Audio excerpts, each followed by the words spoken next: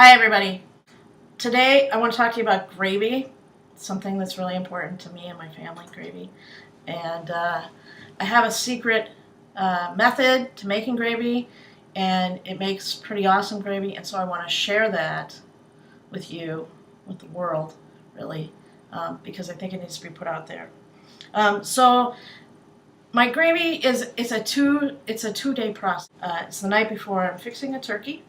And this is what I've done for some prep so far. I have my turkey over in the sink and I'm getting ready to brine it for tomorrow. And then what I did was I cut the wings off. So here I have these wings from the turkey. And I use the wings because in the gravy to make the stock, because nobody in my family eats the wings anyway. But if somebody in your family eats the wings, then you could buy some extra wings and you could roast those off. But what we're going to do is we're going to roast these bones and some vegetables to make a great turkey stock, and that's going to be part of our gravy, and that's what makes it so wonderful. So you cut the wings off, and you put them in a pan, and this is just a baking pan. I sprayed a little cooking spray on the bottom so that things won't stick. And I'm also going to put the neck in there because there's a lot of good flavors in the neck, and also there's a lot of bone in the neck, and that's where you get all that good gelatin, the gelatin is in the bones, and that's what makes good gravy, nice, good, rich gravy. And then also what I've got in this bowl that I'm going to add to this pan, I've got one cut up onion, and you might notice some onion skins. That's because I left the skins on. And here's a chefy tip for you. Onion skins are a great source of color. They used to boil it up with water and use that to dye yarns. So onion skins have a great source of color, and that's going to make our stock have a nice color. Some people use that kitchen bouquet, that browning sauce, and I'm not sure what's in there. It's like caramel coloring. I don't know what that means, but I know what onion skins are, so that's what I'm using. So I've got one cut up onion, and I've got a couple of stalks of celery that I cut up, and I left the leaves on there. Celery leaves have more flavor than the actual celery. And you might also notice that these are pretty big chunks in here because, see, these bones are pretty big. It's going to take a while for them to get a nice golden color on them. So you want to make sure you have big pieces of vegetable. If you dice these all up really small, they kind of mush out to pretty much nothing, and then when you made your stock, it'd be all cloudy and it wouldn't be very good. So make sure you've got big chunks of vegetables here. That's why I got the big celery, big chunks of onion. And then I've also got a couple of carrots cut up. And now keep in mind, these aren't going to be like the carrots that you would eat on the dinner table. These are just for the stock. So you don't have to peel them, and in fact, I don't even take the tips or the bottoms off. So you don't have to do as much prep work for that. Just rinse them off really good and put them in. So we've got all this ready. And then what we're going to do, I got an oven preheated to 375 or 400 degrees. Actually, I've got an oven heated to 400 degrees.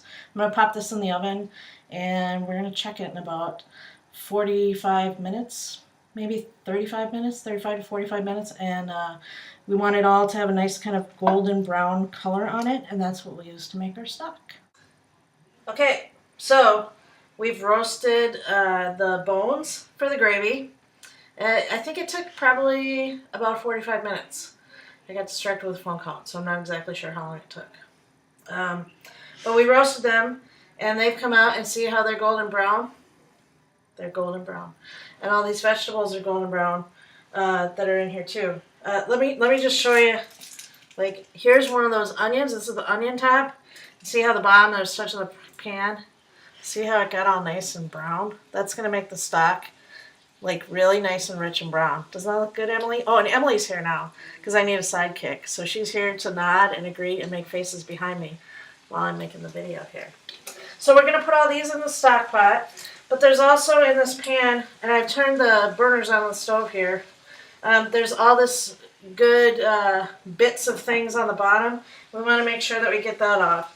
So I'm going to take the bones and the big pieces of vegetables out of here. And maybe you could grab me a spatula to get some of this stuff out. Sidekick. You can hear that sizzling. And then we're going to get all of these bits of vegetables out of here and put them in our stock pot. Spatula. And what I'm going to do is, you could deglaze this with wine, but I'm just going to use some water. I want to make sure I get all these nice bits up out of here. So if you just let this simmer for a couple minutes, I'm going to be able to scrape all of that goodness into here. And also to this pot, I'm going to add, and this is pretty important, fresh herbs. Emily, do you like fresh herbs? I like fresh herbs. This is kind of like a Scarborough Fair kind of blend, because what we've got going on here is we've got thyme and sage and rosemary. We don't have parsley, but we've got marjoram, which, by the way, is a direct relative to oregano. In fact, they look a lot alike if they're growing next to each other. It's hard to tell them apart. So I'm going to put a little bundle of those in here. And we're going to add some more fresh chopped herbs, step 2, which would be tomorrow for me, when we finish this gravy up. But for now, we're going to put this in to flavor the stock. And then to this pot, we're going to add, total water is going to be about 8 to 10 cups. So I'm going to put that in here. Then we're going to add these juices that are in here. So, and what are you doing there with the pan? this is called deglazing. Deglazing? Yep, and you can deglaze. Say you wanted to make, sometimes you hear people talking about fancy gravies like apple cider gravy. So then when you deglazed, if you wanted to, you could use some, if you had some fresh pressed apple cider, you could put that in at this point to get some of these good bits up off of here. And I know you can't, or maybe you can see it actually. See how I poured that water in there, but now it's getting all brown. Remember how we talked about that kitchen bouquet earlier? We don't need any of that. We got some brown going on right here. We got our own caramel color happening right here in the pan. So we're going to get as much of that up out of here as we can. As the heat and water loosens it up, just use your spatula or whatever implement you've got to do the rest of that work for you. Be careful not to burn your hands on the pan. This might be a little tougher too if you had a gas stove. If you did it right away when it comes out of the oven, you really don't have to put it on the heat. But I was on the phone with my brother for a lot longer than I thought I was going to be on the phone with my brother, and my pan got cold. So there we go. I've got most of that off. I'm going to turn the heat on this side off, and I'm going to carefully use a towel because my pan is hot. And I'm going to get all this really good brown goodness in this stock pot. And now for water, what you're going to want is probably enough. You don't want it to be too much liquid to the stuff that you have in here. You want it to cover it and then a little bit more. So you saw everything I put in there, and I'm up to about here. I think that was about 8 cups of water. And I'm probably going to add just another 2 cups of water because we're going to let this simmer for probably an hour.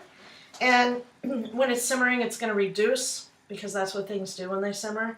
And I want it to end up being about 8 cups. So if I put 2 more cups in, that'll make up for what I lose in the simmering and the steaming away process. So, and then after I'm done with this, what I'm going to do, this will be finishing up on tonight's leg, is I will strain all of the bones.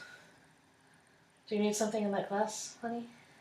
I'm gonna strain all of the vegetables and bones out of here, and I'm going to pour the stock, this really great, dark, rich turkey stock, into a container, and I'm going to put that in the refrigerator, and then that's what we'll use to make our gravy tomorrow. None of that Swanson chicken broth, not for us. This is secret weapon right here, roasted turkey wing stock. Okay, so now we're ready to build our gravy. And in this pan, I have a half a cup of melted butter. And to that, I added 2/3 of a cup of flour. And I'm just going to whisk that in there. And this is going to be our thickener agent. And why don't you add the flour like gradually? Why do you do it all at once? Because she did enter the flour all at once into the butter. Well, because it goes into fat pretty easily. You would never want to add flour directly to a liquid because it would be all lumpy. And some people use other methods to thicken their gravy. They might use cornstarch or arrowroot. I like to. This is called a roux, and it's pretty much equal parts of flour and butter. And I like it best for thickening sauces. And I think if you do this right, you won't get a whole lot of lumps. So you get it all smooth like that, and it kind of looks like wet sand. You can cook this for a couple minutes if you want and let it brown. That's what they do in New Orleans style cooking. They always brown the roux. For the purposes of this gravy, it doesn't really need to be brown because our stock is nice and brown.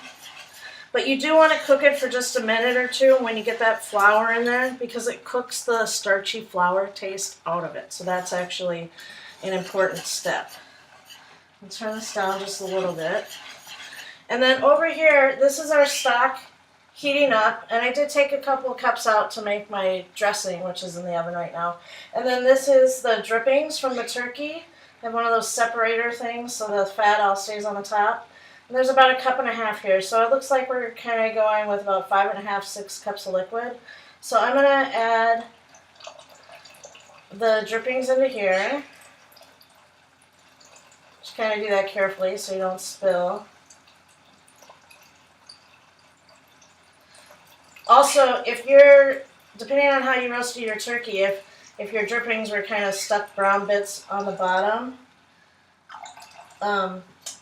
you could use that same method that we did before when we deglazed the pan. You could add some cider or some broth or some wine in there and get all those golden bits up too. So to this roux, I'm going to add this hot broth and drippings mixture, and you kind of just stir it in slowly, or as long as you're stirring, if you got a whisk going. And if you're adding hot to hot like I am, it's going to thicken pretty quickly because heat is what activates the flour to thicken.